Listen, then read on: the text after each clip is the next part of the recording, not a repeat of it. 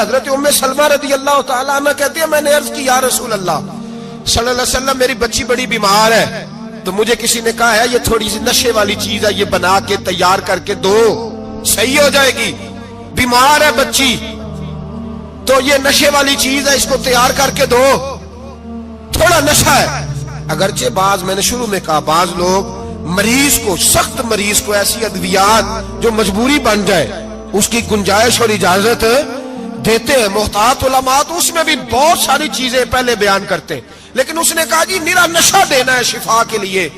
حضرت ام سلمہ کہتی ہے میرے نبی پاک نے میری طرف دیکھا، میری طرف، تو میں نے کہا یا رسول اللہ آپ کیا فرمانا چاہ رہے ہیں؟ تو نبی پاک نے فرمایا ام سلمہ کبھی ناپاک چیز میں بھی شفا ہوئی ہے، کبھی ناپاک چیز میں بھی، کبھی شراب اور خمر میں بھی شفا ہو سکتی ہے۔ شفا رب کریم نے رکھی ہے پر شہد کے اندر رکھی ہوئی ہے، شفا اللہ نے رکھی ہے قرآن مجید میں رکھی ہوئی ہے، تو اس میں بھی کبھی یہ حضور نے بیان کیا ہے کہ اس کے اندر شفا ہو سکتی، تو امت کتنی دلیری کرتی ہے جو یہ مشورے دیتی ہے کہ اس کے اندر نشہ ہے، شراب ہے، تو کھانسی چلی جائے گی تو فلانی بیماری چلی جائے گی۔ نہ آؤ ان چیزوں پہ، نہ اپنے ایمان کو خرابی دو، اور نہ ایسی باتیں کرو جس سے کہ ڈائریکٹ رسول اللہ صلی اللہ علیہ وسلم کے واضح ارشادات کی مخالفت ہو۔ میرے نبی پاک صلی اللہ علیہ وسلم نے فرمایا، اور پھر کچھ لوگ کہتے ہیں تھوڑی پی ہے جی، اب تو میں تجزیے میں پڑھ رہا تھا کہ ایسی شراب ایجاد ہو گئی ہے، لوگ شراب پیتے ہیں اور وہ مست بھی رہتے ہیں، کار بھی چلاتے رہتے ہیں، کہتے ہیں جی نہیں ہمارا ذہن معاف نہیں ہوا تو یہ والی صحیح ہے، نشہ نہیں لاتی۔ میرے نبی پاک صلی اللہ علیہ وسلم نے فرمایا جس چیز کی تھوڑی مقدار، زیادہ مقدار حرام ہے اس چیز کی تھوڑی مقدار بھی حرام ہے، جس کی زیادہ مقدار حرام ہے اس کی تھوڑی بھی، تو خمر اور شراب اگر فل پینا جائز نہیں تو تھوڑی پینا بھی جائز، یہ حرام ہے اور حرام تھی اور قیامت تک حرام ہی رہے گی۔ میرے نبی پاک صلی اللہ علیہ وسلم نے منع کیا اور حضور نے اظہار ناپسندیدگی فرمایا، اور میں 40 دن تو عبادت ہی قبول نہیں ہوتی شراب پینے والی جب تک سچی توبہ نہ کرے۔ یہ لفظ جب ادا کرتا ہوں تو شرم سے میری زبان لڑکھڑاتی ہے کہ یار درباروں پہ بھی نشہ بکتا ہے۔ میں یہ بات کر رہا ہوں صوفیاء کا ترجمان، درباروں پہ، مزاروں پہ، اور سجادہ نشینوں تمہیں زمین نگل جائے، آسمان تمہیں لے اڑے، تم پر قہر نازل ہو، تم نے باپ دفن کر کے تو وہاں نشے کا اڈا بنا لیا، ماؤں سے بیٹے چھیننے لگے ہو، عورتوں کے سروں سے کپڑے چھیننے لگے ہو، سہاگ مارنے لگے ہو، بیٹیاں اور بیٹے یتیم کرنے لگے ہو، نشہ بیچتے ہو درباروں اور مزاروں پہ، یہ تماشا لگ گیا۔ کیسے کروں یہ بات، پر کرنی پڑ رہی ہے، مجبوری ہے، یہ مضمون مکمل نہیں ہو سکتا۔ بند کر دیں وہ دربار، ہمیں نہیں چاہیے جن درباروں پہ نشہ بکتا ہے۔ میں ذمہ داری سے کہہ رہا ہوں، بات ریکارڈ ہو رہی ہے۔ جوتے کی نوک پہ وہ سجادہ نشین جو امت کو ڈرگز دیتا ہے، وہ سجادہ نشین کا ڈیرا نہیں، وہ گند کا اڈا ہے، وہاں سے فیض نہیں مل رہا، امت کی تباہی ہو رہی ہے۔ بتا دو، پھیلا دو، اس کو اعتراض کرنا ہے کرو۔ میرے رسول پاک سید عالم صلی اللہ تعالی علیہ وسلم کا دین ضروری ہے، کسی پیر کی سجادگی ضروری؟ بولیے سجادگی ضروری؟ بڑی ذمہ داری سے کہہ رہا ہوں اور نمائندگی کر رہا ہوں اپنی جماعت کی۔ نہ ہمارے بزرگوں نے کل اس کی حمایت کی تھی، نہ آج کرتے ہیں، نہ قیامت تک کریں گے۔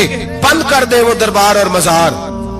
بزرگ دنیا میں یہ کام کرنے آئے تھے، اور ہماری سوچ اتنی گر گئی ہے، اتنے ہم کمزور ہو گئے۔ کہتے ہیں جب اس کو چڑھ جاتی ہے تو پھر بڑی معرفت کی باتیں سناتا ہے۔ تجھے شرم نہیں آئی ہے لفظ کہتے ہوئے؟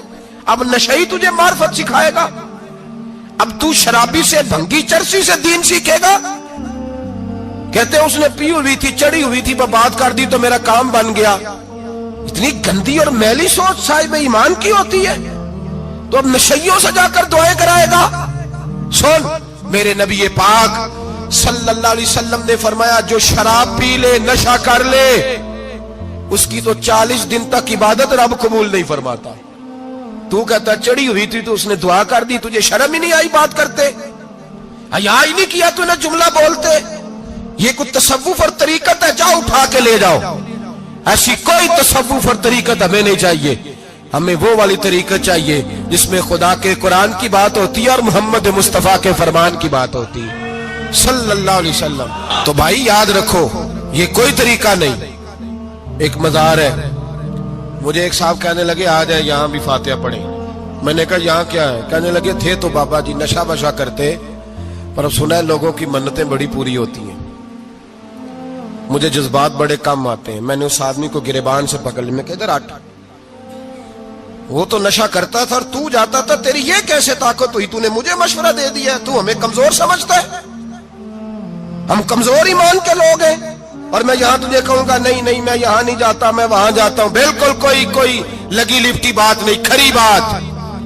تصوف وہ, دربار وہ جہاں قرآن پڑھا جائے اور رسول اللہ کی حدیث سکھائی جائے. باقی کوئی مطلب نہیں کسی قسم کا. میں داتا صاحب کبھی جاؤں نا جلسہ کرنے کسی کام سے, کسی تقریب میں, تو میں داتا صاحب کے مزار پہ نہیں جاتا. میں کہتا ہوں یار یہ یارانہ نہیں کہ بندہ کسی کام آیا تھا تو فاتحہ پڑھ لی, واپس چلو. گکھڑ سے اسپیشل آئیں گے داتا صاحب کے مزار پہ حاضری دیں, اور میرے سنگی گواہ ہیں کہ میں اسپیشل ٹائم نکال کے بہت سارے کام چھوڑ کے اسپیشل جاتا ہوں. اور میں مراد ماننے نہیں جاتا, میں داتا صاحب کا شکریہ ادا کر دے جاتا ہوں. میں ان سے کہتا ہوں حضور آپ کی مہربانی, آپ یہاں آئے تو ہمارے بڑے بھی رسول اللہ کے غلام بن گئے. میں تو سلام عقیدت پیش کرنے جاتا ہوں. ہم مزارات پر جانے کے قائل نہیں, بلکہ ہماری تو عقیدت کا درجہ ہی مکمل نہیں ہوتا جب تک ہم مزار پہ سلام نہ کریں. پر مزار داتا صاحب کا, مزار خواجہ معین الدین اجمیری کا, مزار غوث اعظم جیلانی کا, مزار محدث اعظم مولانا سردار احمد کا, مزار اولیاء کا, مزار میاں شیر محمد شرک پوری کا, مزار رب کریم کے بندوں کا. بھنگیوں چرسیوں کے مزار نہیں ہوتے, اور نام ان مزارات کے قائل ہے. بالکل قائل نہیں ہم. میں تھوڑے دن پہلے لاہور گیا تھا تو میں کار میں میاں صاحب میاں شیر محمد شرک پوری کا ذکر کر رہا تھا. میں اپنے دوستوں سے کہہ رہا تھا یار بہت بڑا بابا ہوا ہے. تو مجھے کہنے لگی کرامت کیا ہے؟ میں نے کرامت یہ ہے کہ ساری زندگی سنت کا درس دیا ہے.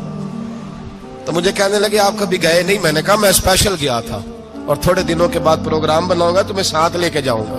ہم مزارات کے قائل ہیں, حاضریاں دیں گے مزاروں پہ, لیکن بھنگیوں چرسیوں کے مزاروں پر جانے کے قائل ہیں. زور سے بولے, یہاں جانے کے قائل ہیں. کوئی عقیدہ نہیں ہے ہمارا. نشہ بکے گا اب مزاروں پہ, اب یہ تصوف ہوگا وہاں, یہ طریقت ہوگی. اور ملت پر رحم کھاؤ.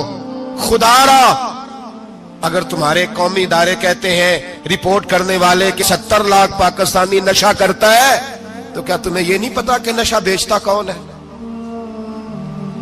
کیا تمہیں یہ نہیں پتا کہ ڈرگز کا کاروبار کون کرتا ہے؟ اگر تمہیں یہ پتا ہے تو کیا یہ خبر نہیں تمہیں کہ ان رگوں پر یہ خون اتارتا کون ہے؟ میں اپنے بزرگوں سے معذرت کے ساتھ, نشے کا آغاز, ناراض تو نہیں ہو جائیں گے بزرگ, نوجوانوں کو میں لتاڑ لیتا ہوں لیکن بزرگوں کی عزت کرنا سنت ہے.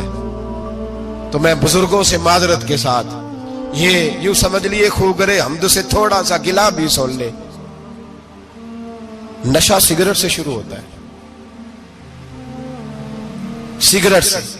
میں تمباکو کو حرام نہیں کہتا, یہ فتویٰ نہیں دے رہا. تمباکو کا حکم وہی ہے جو مولی کا ہے, جو کچے پیاز اور لہسن کا ہے, کہ آپ جب کھا لیتے ہیں تو منہ سے بدبو آتی ہے, تو آپ مسجد میں آئے تو آنے سے پہلے مسواک کریں, منہ صاف کریں, پھر آپ آ جائیں.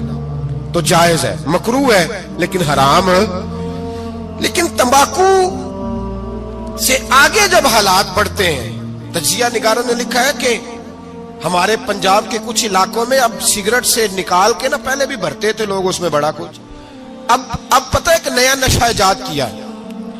اب اس کے اندر چربی بھرتے ہیں اور چھپکلی کو مار کے, سکھا کے, خشک کر کے, اس کو پیس کے وہ ساتھ نشے کے ملاتے ہیں. اور اس کا حال یہ ہوتا ہے کہ آدمی کو زیادہ نشہ ہوتا ہے, اور کہتے ہیں وہ اتنا گند ہے کہ وہ آدمی کسی کو دانت بھی لگائے گا تو وہ بندہ بھی بیمار ہو جائے گا.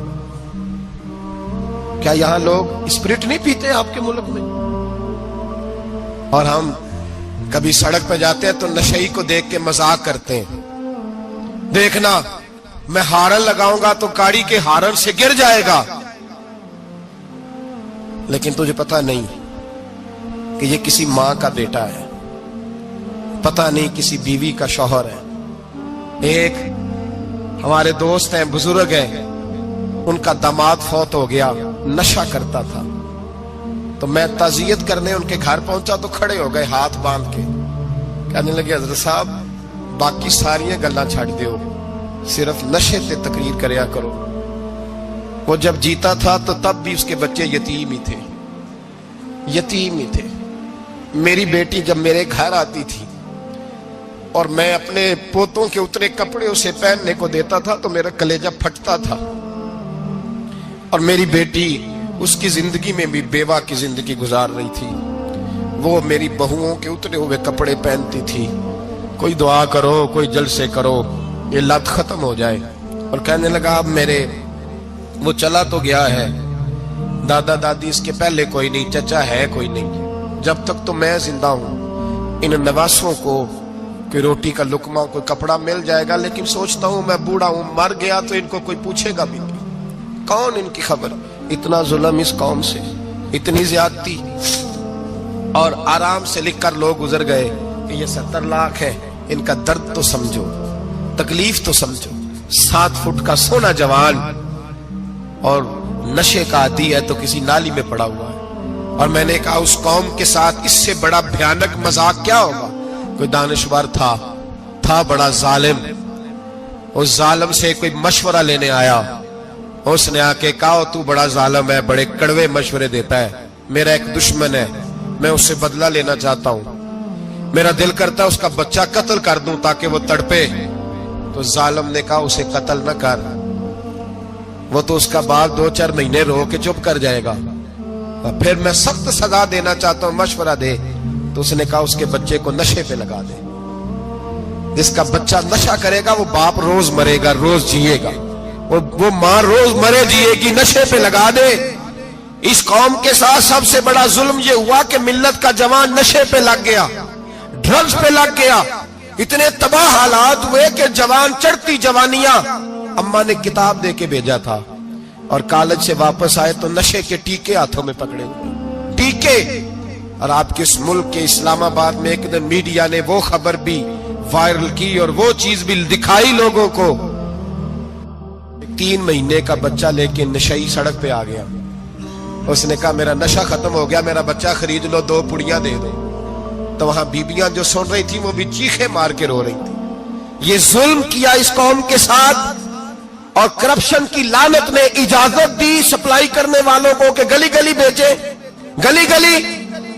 انہوں نے کچھ تھوڑا ظلم نہیں کیا ان حکمرانوں نے، اور ہماری اپوزیشن اس کو نہ صرف اتنا پتا ہے کہ یہ جائیں اور ہم آئیں، اس سے زیادہ کوئی غرض نہیں۔ بھائی کرپشن کے خلاف نکلے ہو تم، نشے کے خلاف کس دن نکلو گے؟ جوئے کے خلاف کس دن؟ قوم تو مر رہی ہے نشے سے، اس کے خلاف میدان میں کب آؤ گے؟ صرف اتنا ہے کہ یہ جائیں اور ہماری باری آئے، اس سے زیادہ کچھ نہیں۔